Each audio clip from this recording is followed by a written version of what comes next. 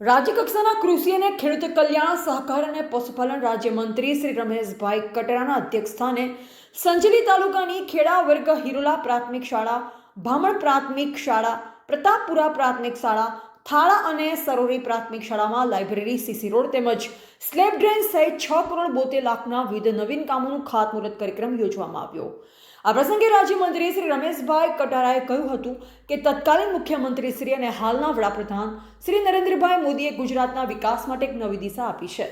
આજે રાજ્યભરમાં શિક્ષણને વધુ પ્રાધાન્ય આપી ગુજરાતના છેવાડાના ગામડાઓ સુધી શિક્ષણ માટે નંદઘરથી લઈ અદ્યતન શાળા બનાવવામાં આવી રહી છે। ત્યારે શાળાઓની સાથોસાથ બાળકોને ઐતિહાસિક, સાંસ્કૃતિક અને વૈજ્ઞાનિક સાથે જ્ઞાનરૂપી પુસ્તકોનો ભંડાર વિદ્યાર્થીઓની સામે રાખવા માટે શાળાઓમાં ગ્રંથાલય બનાવવાનું કામ ગુજરાત સરકાર દ્વારા કરવામાં આવી રહ્યું છે, જે અંતર્ગત આજે સંજેલી તાલુકાની વિવિધ શાળાઓમાં ગ્રંથાલયના મકાનનું ખાતમુહૂર્ત કરવામાં આવ્યું છે।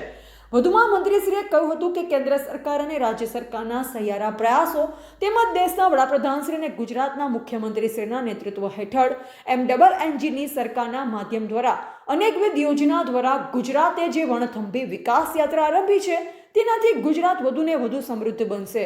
દાહોદ જિલ્લામાં પણ ભવિષ્યની જરૂરિયાતોને ધ્યાને લઈ રાજ્ય સરકારે વિકાસ કામો શરૂ કર્યા છે। નાગરિકોને પૂરતી સુવિધા મળે તે માટે આયોજનબદ્ધ વિકાસની દિશામાં રાજ્યના મુખ્યમંત્રી શ્રી ભૂપેન્દ્રભાઈ પટેલની આગેવાનીમાં અનેક પગલાઓ લેવામાં આવી રહ્યા છે।